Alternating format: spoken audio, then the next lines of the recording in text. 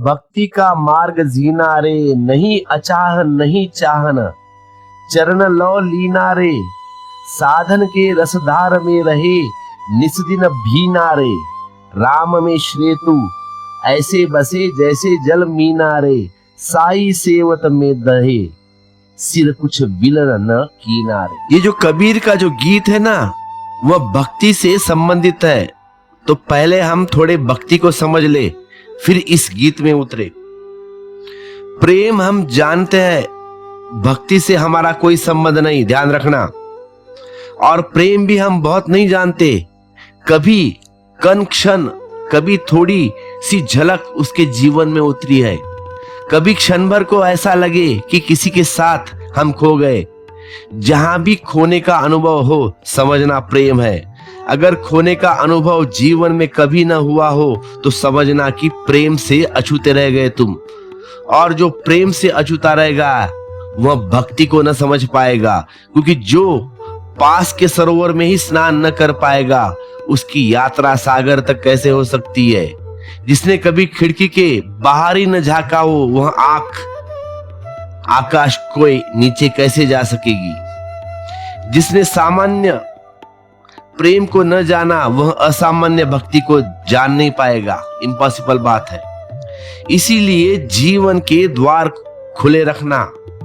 प्रेम कहीं से भी उतरे, उसे उतर देना, क्योंकि वह भक्ति का पहली भनक है, वह भक्ति की पहली भनक, वह भक्ति का पहला चरण। और अगर तुमने प्रेम के द्वार बंद कर लिए, तो तुमने कितने ही मंदिर में जाके सिर पटको, कितने ही मस्जिदों में जाके पुकारो, या गिरजाघर में जाके गीत गाओ, तुम्हारे सब गीत चीख पुकार व्यर्थ है। फिर 5 टाइम भी नमाज पढ़ो, फिर भी व्यर्थ है। कहीं भी वह सुन न सकेगी प्रार्थना तुम्हारी, क्योंकि तुम्हारी सब चीज पुकार तुम्हारे सिर से आएगी, वह तुम्हारे हृदय से नहीं आएगी। जब पुकार हृदय से आती है तब होता है। हृदय तो बंद ही पड़ा है, वह बीज तो टूट ही गया, वह तो अंकुर ही तुम्हारे भीतर नहीं हुआ। तुम कहते हो नहीं, प्रेम हमने किया, सब कहते प्रेम हमने किया। पहले प्रेम था पत्नी से, पत्नी से प्रेम है, बच्चों से प्रेम है। लेकिन थोड़ा गौर करके देखना, क्योंकि प्रेम की परिभाषा यही है कि जिसमें तुम खो गए। क्या तुम खोते हो पत्नी में, या तुम पत्नी या पति में खोते हो? कभी ऐसा क्षण आया कि जब पत्नी में तुम खो गए? नहीं, सभी पतियों की चेष्टा है कि पत्नियां उनमें खो जाए, और सभी पत्नियों की चेष्टा है कि पति उनमें खो जाए। प्रेम दूसरे को अपने में नहीं डुबाना चाहता, अपने को दूसरों में डुबा देता है। ध्यान से सुनना, प्रेम दूसरे को अपने में नहीं डुबाना चाहता, अपने को दूसरे में डुबाना चाहता है। और जो अपने को दूसरे में डुबाता है, वह दूसरे के लिए अनायास ही डूबने का कारण बनता है। वह है सच्चा प्रेम। तो तुम जिसे प्रेम कहते हो, वह प्रेम नहीं, वह भी शोषण का एक ढंग है, वह भी एक हिंसा का एक मार्ग है। अगर तुम अपने प्रेमी पर कब्जा करना चाहते हो ना, अपने पति के ऊपर कब्जा चाहती हो ना, पत्नियां सब, कि मेरा पति मेरा रहे, कब्जा, और पति भी है मेरी पत्नी मेरी रहे, तो तुमने प्रेम जाना ही नहीं, तुमने प्रेम को पहचाना नहीं। प्रेम कब्जा नहीं करना चाहता, कब्जा देना चाहता है। प्रेम मालिक नहीं होना चाहता, मालिक बनना चाहता है। इसीलिए तो कबीर बार बार कहता है, कहे दास कबीर, कहते कहे दास कबीर। वह जो दास शब्द है, समझ लेना, वह दास का अर्थ क्या है? उसका अर्थ कि प्रेम कब्जा देना चाहता है, वह दूसरे को मालिक बनाना चाहता है।